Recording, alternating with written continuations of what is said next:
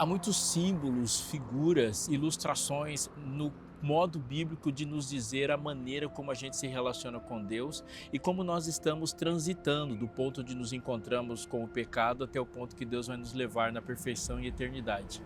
A gente pode fazer algumas listas assim de cabeça. O caminho, por exemplo. O caminho está de uma ponta para outra na narrativa e tem muitas formas de falar e o caminho está lá. A gente pode pensar no pão também, né?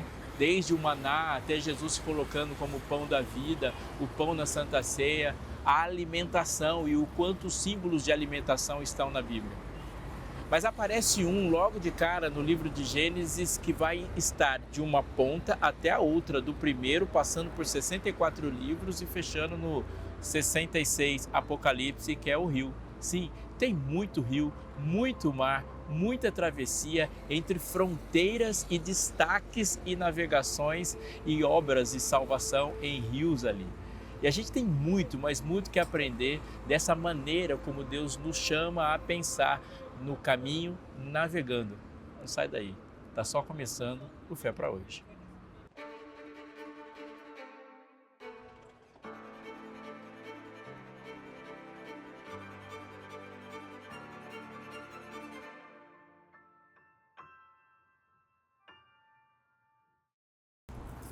Estamos de volta, eu tenho um negócio feliz e sério para te contar. É um conselho.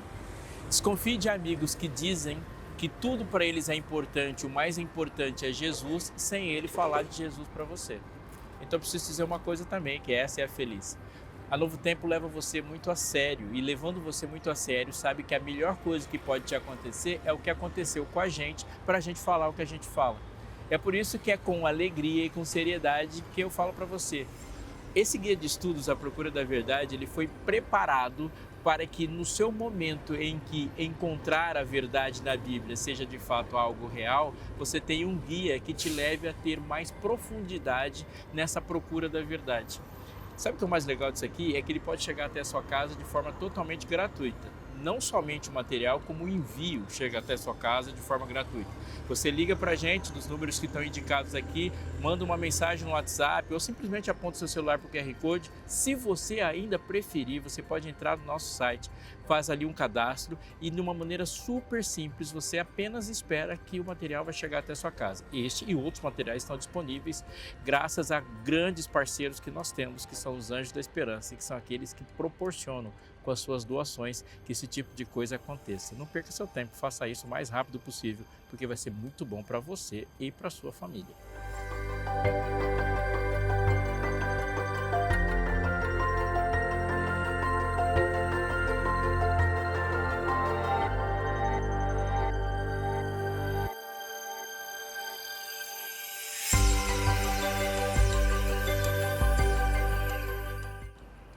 Gênesis capítulo 2, verso 8.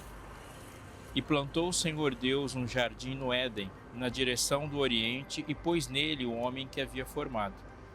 Do solo fez o Senhor Deus brotar toda sorte de árvores agradáveis à vista e boas para alimento.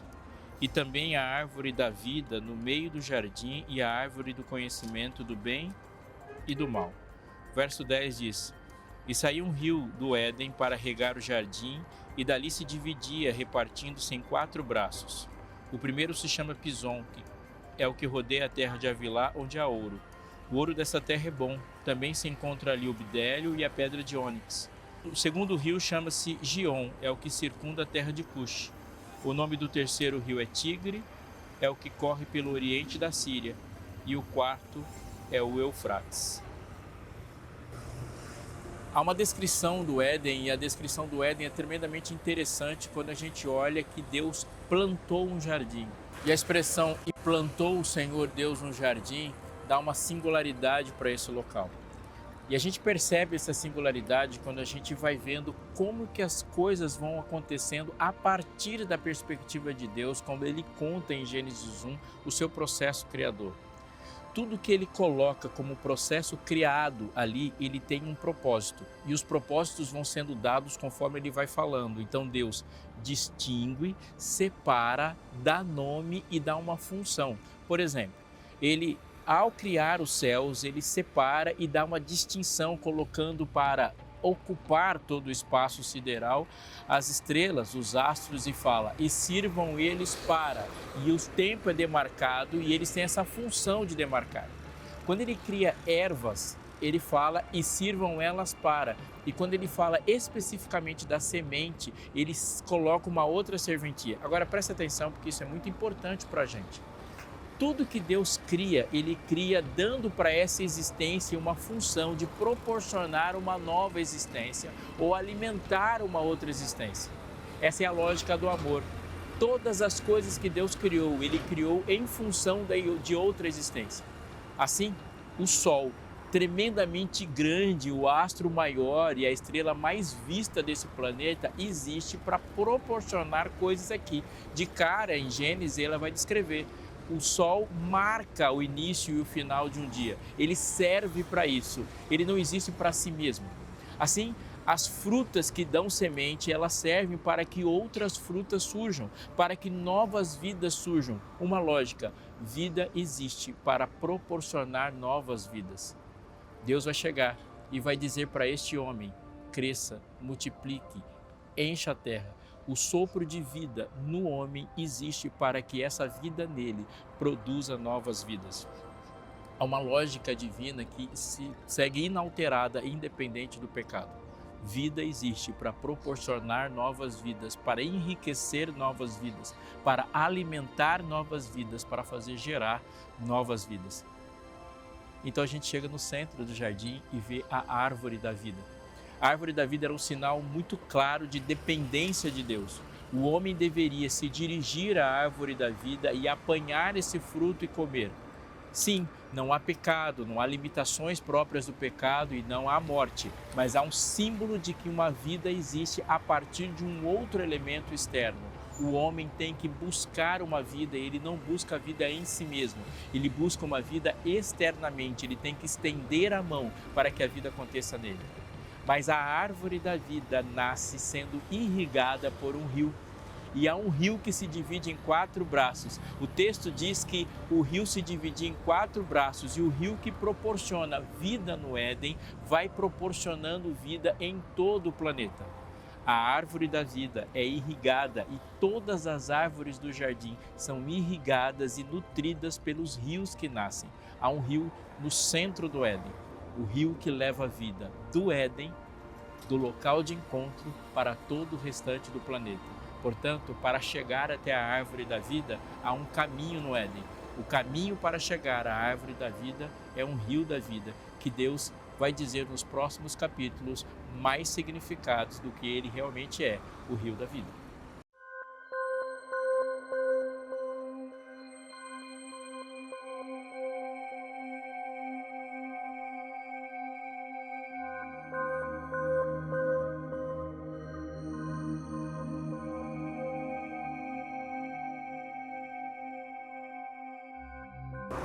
Uma das lições que podemos aprender dos rios, começando por essa descrição em Gênesis, passando por Êxodo, naquela narrativa emblemática que vai seguir todas, a mãe de todas as narrativas, e chegando até Apocalipse, é que os rios, eles delimitam e marcam fronteiras.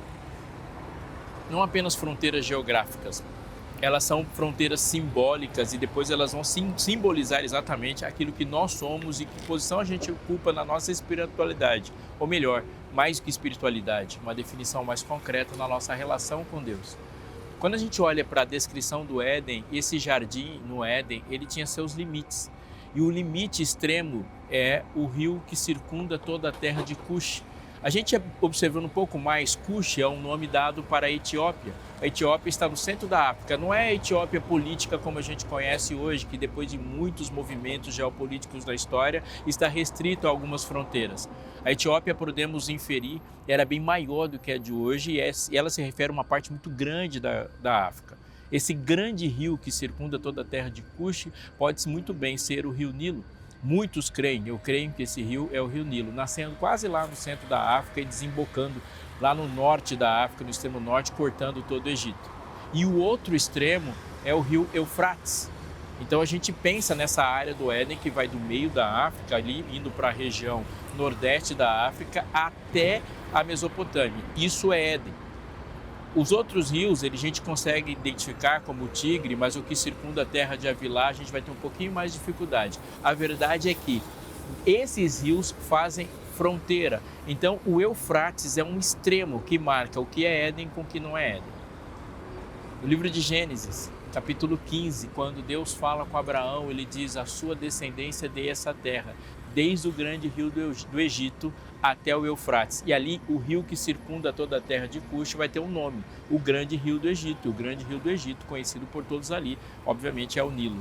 Então a gente já tem consolidada essa forma de pensar as fronteiras, mas ele diz uma coisa: até o rio Eufrates. Há uma colocação muito importante aí. Deus promete para os descendentes de Abraão um retorno ao Éden. Então ele não está falando apenas da posse dos filhos de Abraão da terra prometida, mas ele fala da concretização do plano da redenção, quando todos os filhos de Adão vão de volta para o Éden, adentrar de novo o lugar, aquele local de encontro.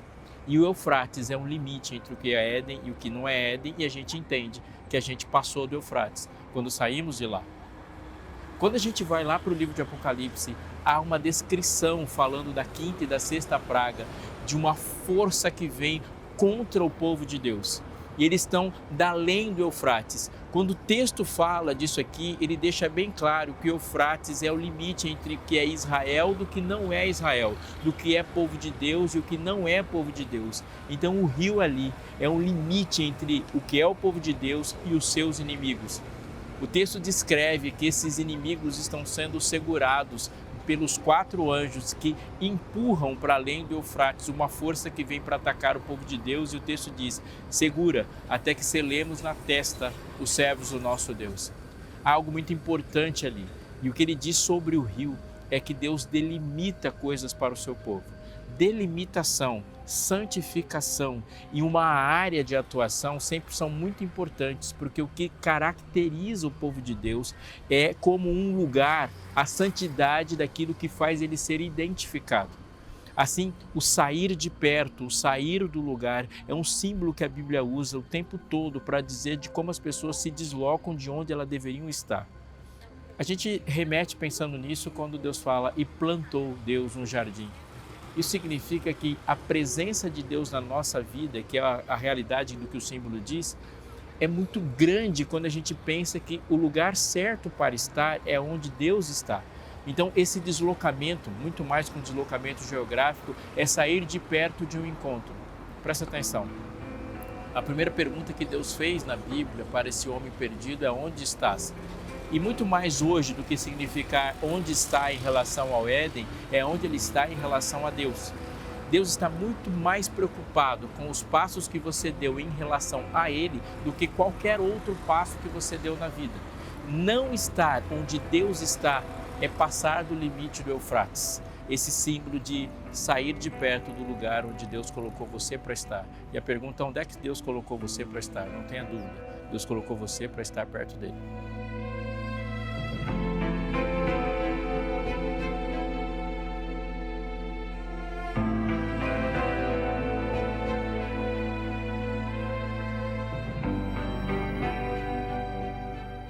Da mesma forma que há uma simbologia de um rio que limita o que é povo de Deus com o que não é povo de Deus, há também grandes momentos de travessia desses rios.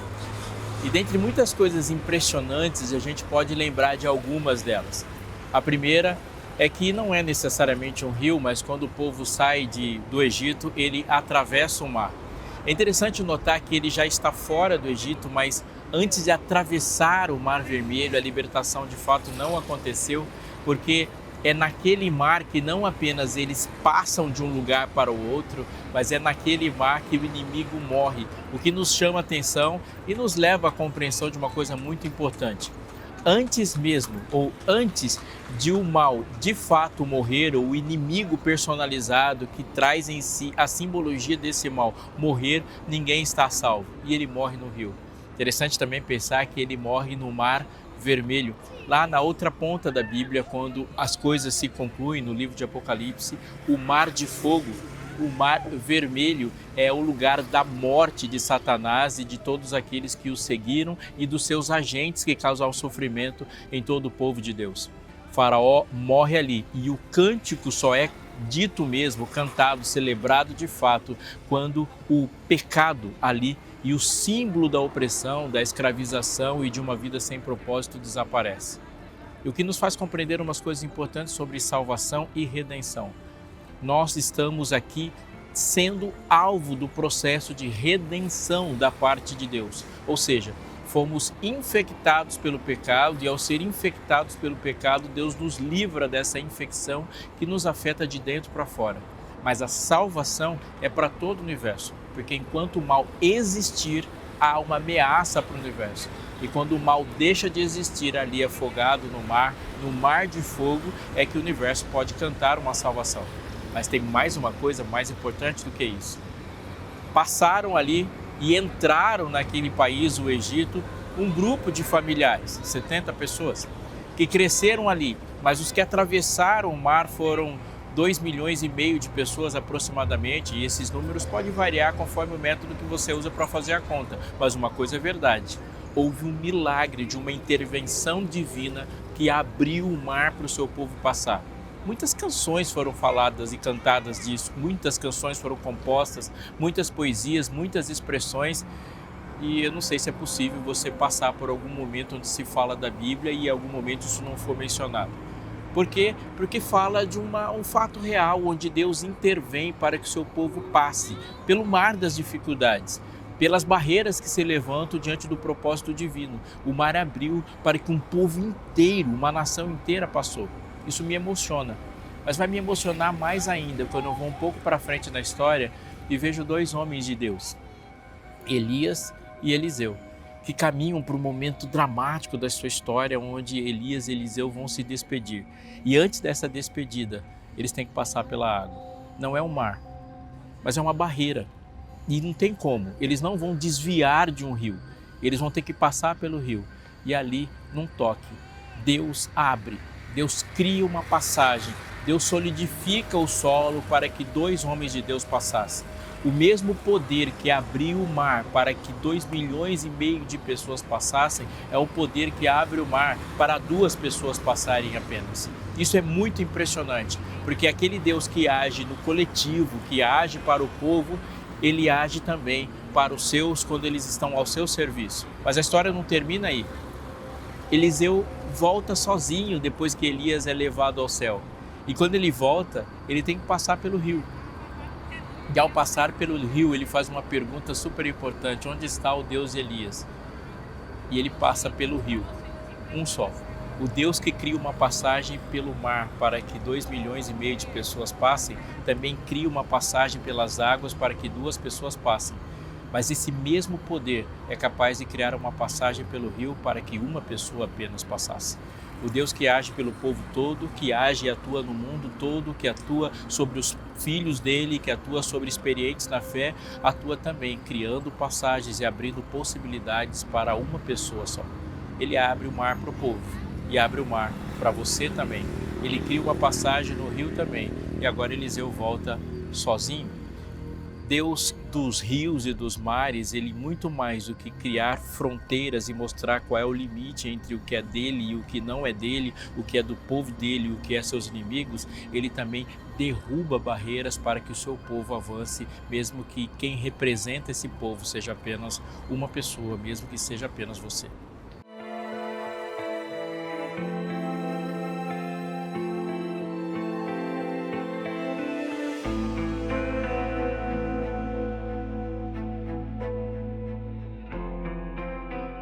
O Evangelho de Mateus é um evangelho talvez dos mais hebreus de todos os evangelhos. Esse talvez pode até ser tirado, se você ler e vai perceber que ele é muito hebraico. Mateus tem uma intenção quando ele começa a descrever os primeiros passos de Jesus. Jesus é um substituto ali. Quando a gente olha para a história de Israel e tendo a história de Israel em mente, a gente vai perceber que uma frase é colocada na vida de Jesus. Ele cumpre passando por todos os momentos que Israel passou, mas sendo justo, reto e vitorioso em todos os lugares que Israel perdeu. Então presta atenção. Quando Israel sai como Israel mesmo, ele e seus 12 filhos e as famílias que compõem ali, ele sai de Canaã vai para o Egito, do Egito sai em caminho para o monte, para o deserto, passando pela água. Mas ele vai acumulando algumas derrotas e alguns tropeços nesse caminho. Então Jesus, ele constrói e vive uma trajetória vitoriosa nos mesmos passos. Então, esse Jesus que nasce em Belém, ele, ao ser ameaçado de morte nos seus primeiros anos de vida, foge para o Egito. Do Egito ele vem, mas antes dele chegar no início do ministério, ele vai entrar na água. E ali ele encontra com João Batista. Da água ele vai para o deserto e do deserto vai para o monte onde ele fala a lei. E Mateus, ao escrever isso, ele diz, assim Jesus vai cumprindo. E num clímax dessa narrativa ele diz, eu não vim para abrogar, eu vim para cumprir. Deus em Jesus é vitorioso em todos os passos em que seu povo é derrotado. Mas quando ele faz a trajetória vitoriosa no lugar do seu povo, ele vai entrar na água. E uma das frases interessantes quando Jesus entra no Rio Jordão é dizer assim, agora me convém cumprir toda a justiça. Há um desdobramento desse cumprir que é muito importante mesmo.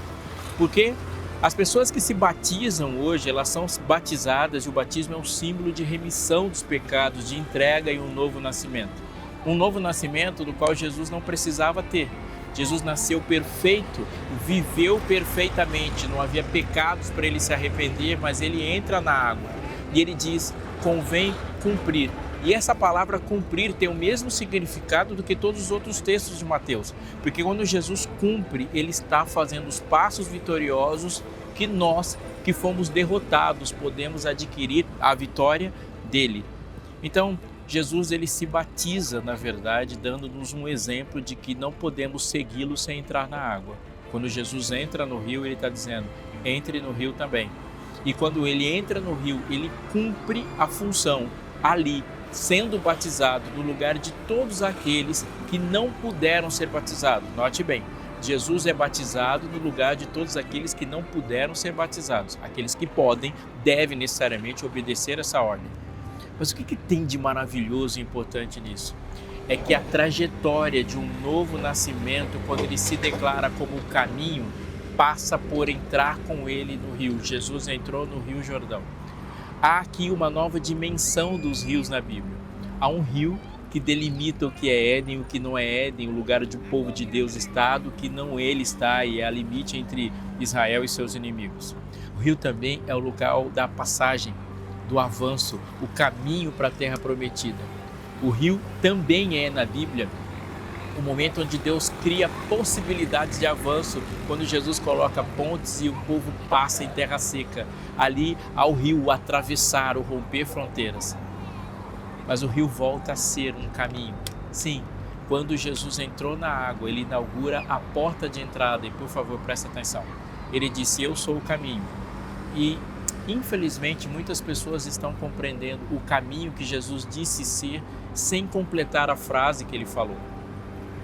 Jesus não é um caminho para os seus sonhos, não é um caminho para os meus sonhos, nem para as minhas realizações. Jesus não é um caminho para que eu derrote os meus inimigos ou construa a vida da maneira como eu quero construir. Jesus não é um caminho para uma sociedade a partir de um modelo de civilização, um modelo de organização que eu mesmo pensei. Ele disse, eu sou o caminho, a verdade e a vida. Ninguém vem ao Pai senão por mim. Portanto, ele vai dizer que apenas ele é o caminho, mas ele diz para onde esse caminho leva. O caminho leva ao Pai. O objetivo final, o destino de toda a vida é voltar para onde o Pai está. Ele disse, eu sou o caminho, eu sou a verdade, eu sou a vida. O caminho que leva à vida é o mesmo caminho da vida e somente ele pode proporcionar tanto a ida como a chegada. Esse Jesus não apenas se definiu como caminho, ele se definiu como a porta. O caminho é estreito, a porta é estreita. Como que essas frases e essas verdades dele se fundem no momento em que ele entra no Rio Jordão? É porque o caminho e a porta de entrada, quando ele coloca isso como mandamento, ela é a entrada na água. Sim, e não podemos fugir disso. Jesus disse, assim me convém cumprir toda a justiça. E quando ele fala que assim convém cumprir toda a justiça, e ele disse, portanto, ide, Fazer discípulos de todas as nações, batizando-os, e vai acrescentar a isso: quem crer e for batizado será salvo. Ele definiu essa porta. A porta é estreita, a porta é ele, mas uma passagem que todos os herdeiros do reino têm que fazer é entrar na água. Todos têm que entrar na água. Então esse caminho, ele é um caminho navegado. E assim a gente vai voltando um pouco para aquilo que ele falou, para conseguir encontrar um caminho, uma trilha que leva à maravilhosa conclusão da história.